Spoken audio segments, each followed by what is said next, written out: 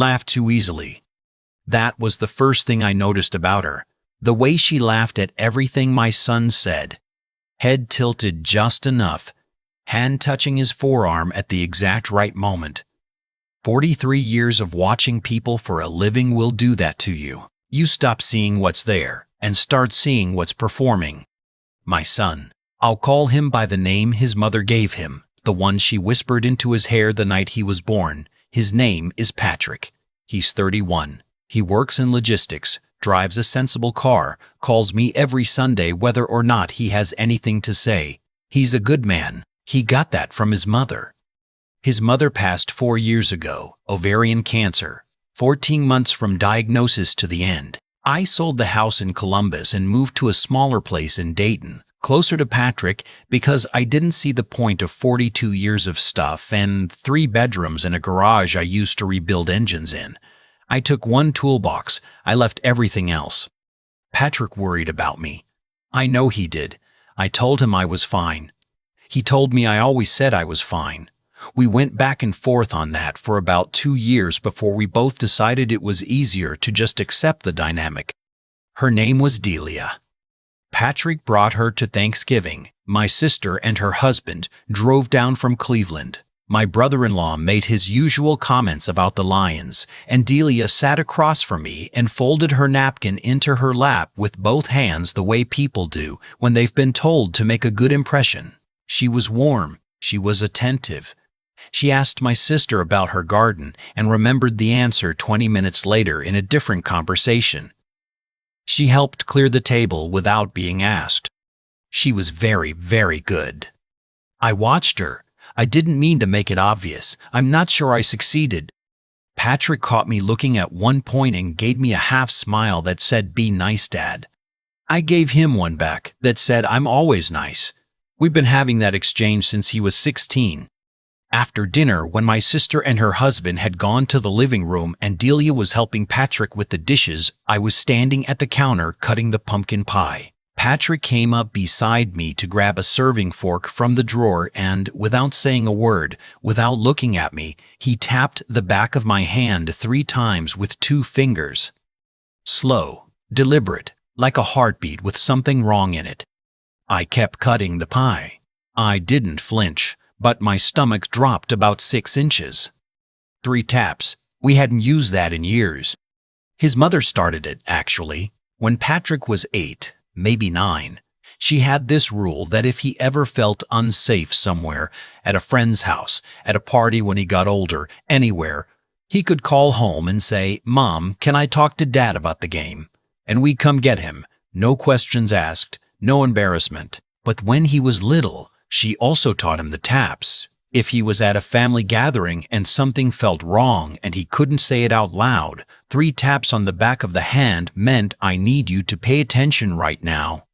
He used it once when he was 10. My sister's neighbor had said something to him that made him uncomfortable. We left early. His mother handled it. She was always better at that than me. He hadn't used it since. Until now, standing in my kitchen, 31 years old, girlfriend 20 feet away loading the dishwasher. I finished cutting the pie. I put the knife down. I didn't look at him. "I'll bring these out in a sec," I said. "Thanks, Dad," he said. That was it. That was the whole conversation. I didn't sleep much that night. I lay in the spare bedroom of my own house. I'd given Patrick and Delia the main room because that's what you do. And I stared at the ceiling and thought about the look on my son's face. Not scared, exactly. More like the look he'd get as a kid when he knew something was bad but hadn't figured out how bad yet. The next morning, after Delia had gone to shower and my sister and brother-in-law were getting their things together in the driveway, Patrick came and sat across from me at the kitchen table with 2 cups of coffee and the expression of a man about to do something he'd been putting off. "I need to talk to you about something," he said. "I know," I said. He looked up.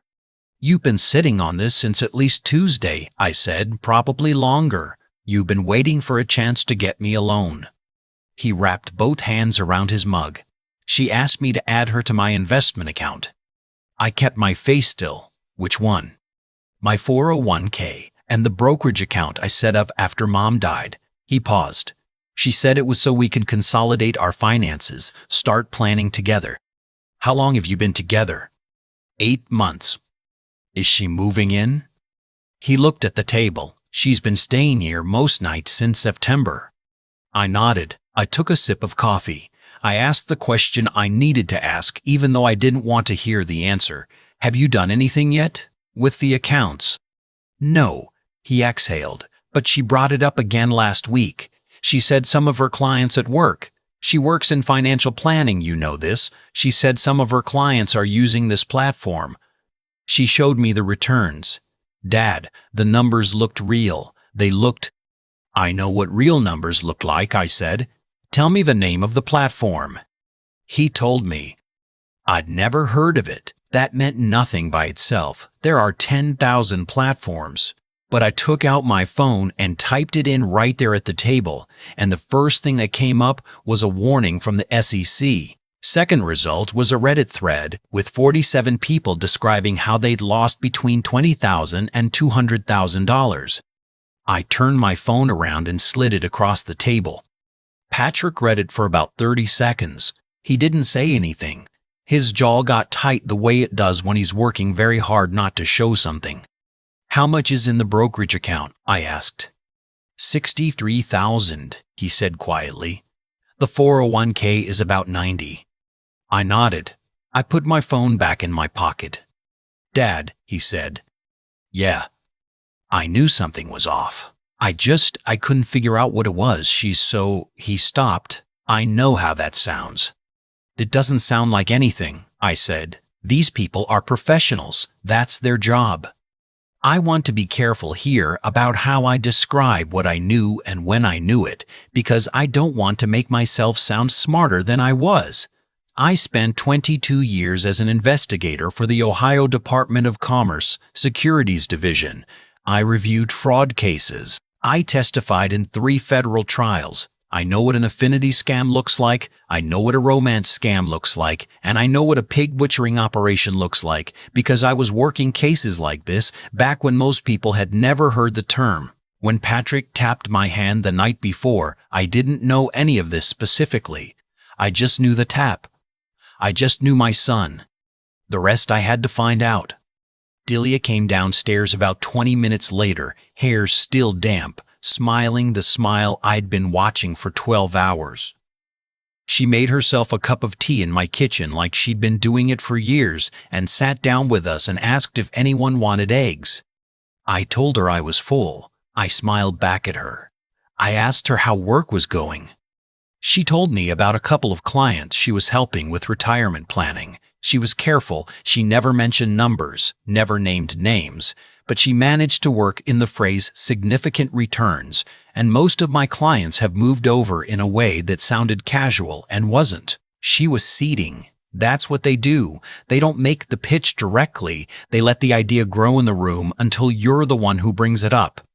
I let her talk. I asked questions. I was genuinely curious. After my sister left and Patrick went to run an errand, it was just the two of us for about 40 minutes. I made more coffee. I sat across from her at the same table. Patrick says you specialize in investment portfolios, I said. She smiled. Mostly retirement planning, helping people make their money work for them, especially later in life. She looked at me with something she'd calibrated to look like gentle concern. Are you managing your own accounts right now? I have a financial advisor, I said. I've had him for 15 years, but I'm always interested in what else is out there. That was a lie. I don't have a financial advisor. I manage my own money, have for 30 years, but I needed to see how she'd handle it. She pivoted immediately, smoothly, into a soft sell about diversification. Didn't push the platform Patrick had mentioned. Just planted the general idea that what I had might not be enough, that she'd seen people in my situation end up surprised by what they actually had available in retirement. She did it warmly, like she was doing me a favor. I asked her where she'd studied. She said University of Michigan. She said it in a way that was just slightly too smooth, like she'd said it 100 times and had stopped actually remembering Michigan. What year? I asked, like I was just making conversation. She told me. I did the math. My brother's wife went to Michigan around that time, I said. Do you know the business school building on East University? The big one with the columns? She nodded. Of course, yes. There's no building with columns on East University. I made it up. She agreed to remember something that doesn't exist. I smiled and topped off her coffee and changed the subject to football. That afternoon, after she and Patrick left, I sat down at my desk and started making calls. I have contacts I haven't used in 7 years. Some of them still pick up. A woman I used to work with who now consults for the FBI's cyber division. A former colleague at the Ohio AG's office who works financial crime. A friend from my first job who ended up at FinCEN. What I found out, over the course of about a week, was this. The platform Delia had been promoting was linked to an operation out of Southeast Asia. It had gone through at least 4 name changes in 3 years. There were 17 active complaints filed with the FTC. The company listed on the website as the registered agent had no physical address. The financial advisory firm where Delia claimed to work existed. It was a real company licensed in Ohio, but Delia's name did not appear on any of their registered employee records. When I called the firm directly and asked for her by her last name, the receptionist had never heard of her. She wasn't a financial planner. She was a contractor. That's what they call themselves inside these operations, contractors or sometimes keys, because their job is to unlock the target's trust and hand over access. The actual platform operators are overseas. The contractors are local, recruited through their own romantic fraud first, then flipped and trained and deployed. I didn't tell Patrick any of this until I had all of it. I called him on a Wednesday night, about 10 days after Thanksgiving, and I asked him to come over. He sat on my couch. I walked him through everything I had, the SEC warnings, the FTC complaints, the registration records, the phone records my contact had helped me pull, the photograph I'd found through a reverse image search that showed Delia's profile picture being used on a different name on a dating site in Indianapolis 2 years ago. He was very quiet. How long did you know? He asked. I started suspecting Thanksgiving morning, I said. The tap told me to look. The rest took a week. He was quiet for a longer time. I really liked her, he said finally. Not like he was embarrassed, like he was grieving something. I know, I said. That's the point. This is the part that's hard to explain to people who haven't watched it up close. These aren't crimes of opportunity. The woman who became Delia didn't walk into Patrick's life randomly. She was deployed. She had a profile that Patrick fit. Single, employed, financially stable, emotionally available since his mother died. She showed up where he was likely to be. She invested months in building something that felt real because she was very skilled and because Patrick is a person who genuinely responds to kindness. That's not a weakness. That's a human being. But they count on it. Patrick gave me permission to share what we'd found with my contact at the AG's office. She connected us to the FBI field office in Cincinnati. I don't know exactly what happened after that. Federal investigations aren't narrated to civilians. But 6 weeks later, I got a call from my contact telling me the platform had been shut down.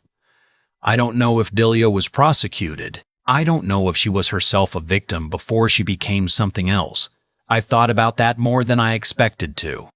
What I know is this. Patrick changed all his account credentials the day after our conversation on my couch. He added 2-factor authentication on everything. He called his bank and set a flag on his accounts. He has not lost a dollar. Christmas was quieter than Thanksgiving. Just the two of us, which I think we both preferred. We watched football and I made too much food and he fell asleep on the couch around 8 o'clock. Before he did, he came into the kitchen where I was putting foil over the leftovers, and he stood in the doorway for a second. I haven't used that in a long time, he said. I know. Did it feel weird that I used it for something like this instead of when I was a kid?